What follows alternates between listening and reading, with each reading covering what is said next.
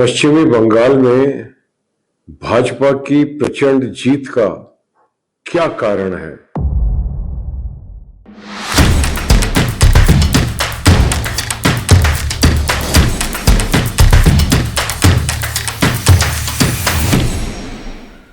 आजकल हर news channel पर, हर social media platform पर, हर कहीं हर कोई पश्चिमी बंगाल में हुई बीजेपी की प्रचंड जीत की बात कर रहा है, जहां बीजेपी 200 से भी ज्यादा सीटें प्राप्त कर चुकी है और ममता बनर्जी की टीएमसी 100 से भी कम सीटों पर सिमट गई है, जो कि एकदम अकल्पनीय था।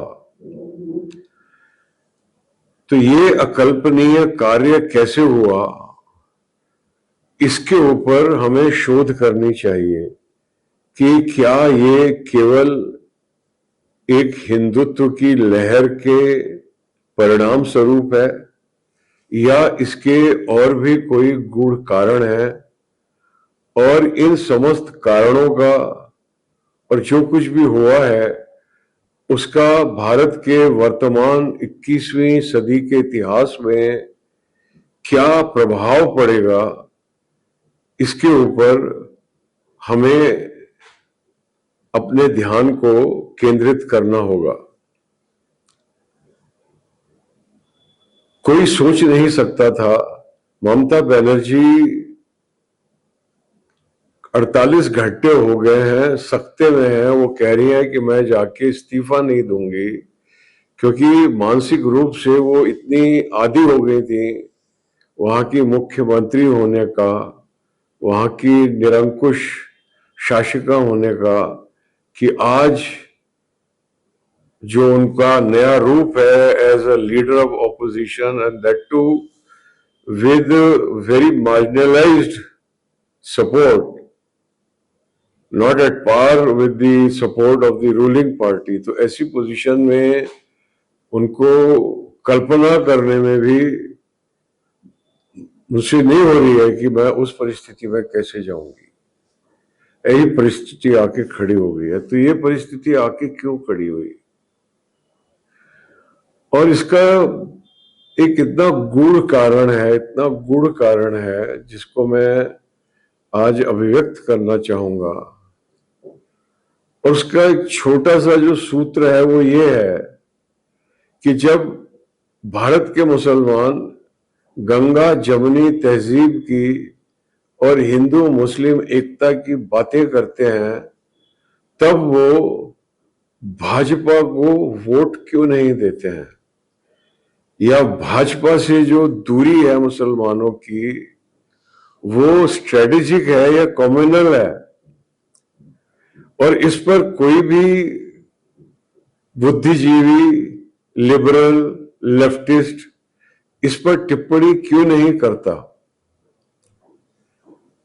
भारत में इस्लाम को जिस प्रकार से प्रचलित किया गया, डिवाइड एंड रूल स्थापित करने के लिए विदेशी जो आक्रांता आए थे और जो यहाँ की स्थानीय आबादी थी, उनके बीच में एक ऐसी बफर क्रिएट करने का जो पूरी तरीके से उस आबादी के विरोध में हो जिस आबादी से वो निकल के आई है।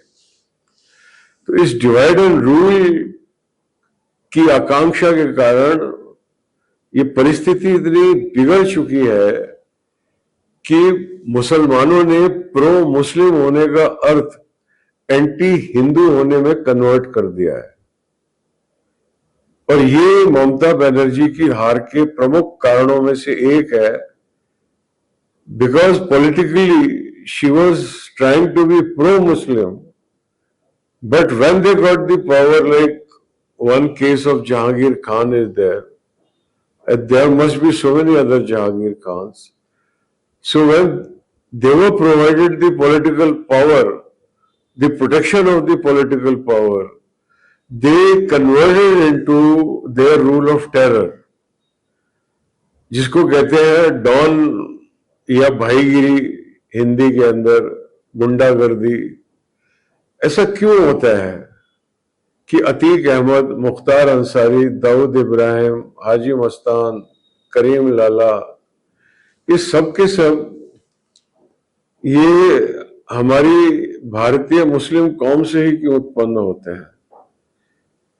क्योंकि उसको जिस प्रकार से भी इंटरप्रेट करवाया गया है उसके इतिहास में मैं जाना नहीं चाहता, क्योंकि इतिहास में जाकर कभी भी समस्या का समाधान नहीं हो पाएगा। समस्या का समाधान वर्तमान में ही होगा।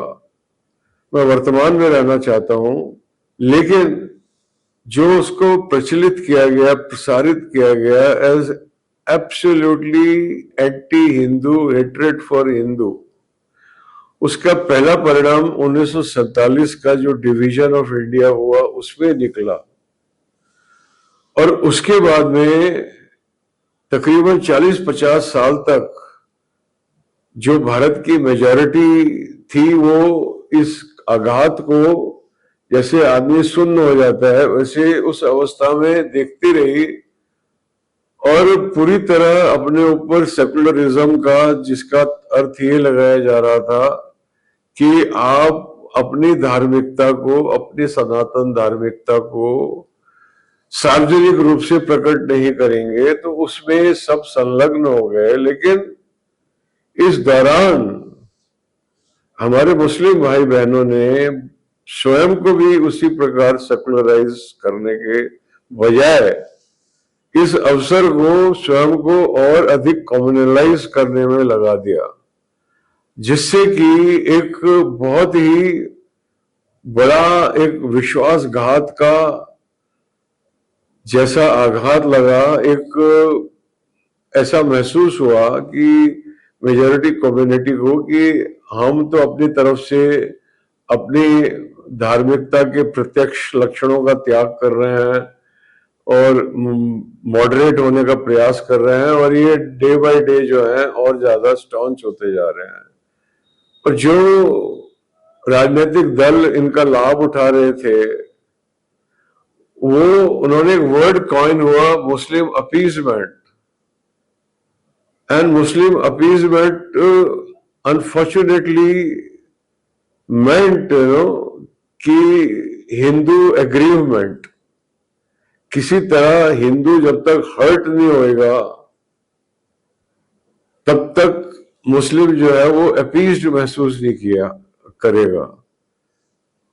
बजाय इसके कि मुस्लिम अपीजमेंट का मतलब होता है कि उनकी शिक्षा के बेहतर अवसर होंगे, उनको रोटी कपड़ा मकान के बेहतर अवसर मयसर किए जाएंगे, इस प्रकार की जो जरूरतें हैं जीवन की वो उनको प्रदान की जाएगी। इसके बजाय मुस्लिम अपीजमेंट का अर्थ ये निकल के आया कि उनकी जो धर्मांधता है उसकी अग्नि में जो जितना ज्यादा आहुति डालेगा, जितना ज्यादा घी डालेगा, वो उतना ज्यादा अपीज कर रहा है।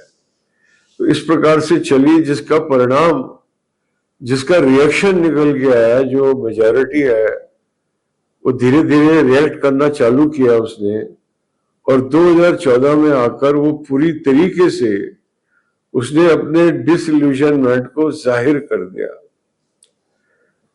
कि अगर भारतीय मुसलमान भाजपा को वोट नहीं करेगा, भाजपा को क्यों नहीं वोट करेगा?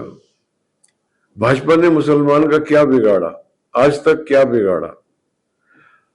अगर राम मंदिर बनने से मुसलमानों को तकलीफ होती है तो ये बहुत ही अलग लेवल की तकलीफ है, क्योंकि इस बात के समुचित प्रमाण मौजूद हैं कि वहां पे राम मंदिर था। तो ये एक ऐसा मसला है कि जो पंचायत में बैठ के भी सुलझाया जा सकता था और सुप्रीम कोर्ट से सुलझाया गया, तो वो तो लीगल था, उसमें पार्टी का कोई डायरेक्ट इन्वॉल्वमेंट भी नहीं था। इसके अलावा भाजपा ने हिंदुओं के लिए क्या किया? भाजपा जो भी कर रही है, चाहे वो आयुष्मान योजना हो, चाहे वो यूपीआई हो, चाहे वो कुछ भी हो, चाहे वो बेटर एक्सप्रेसवेज हो या ज्यादा एयरपोर्ट्स हो या बेहतर नागरिक सुविधाएं हो, जो कुछ भी हो, वो केवल हिंदुओं के लिए तो नहीं है, वो सबके लिए है। लेकिन फिर भी मुसलमान भाजपा के लिए वोट उन्होंने ना करने को अपना धर्म बना लिया। तो इसका क्या प्रभाव पड़ा वो हमने अभी बंगाल के चुनावों में देखा, जिसमें बीजेपी की अप्रत्याशित जीत हुई है।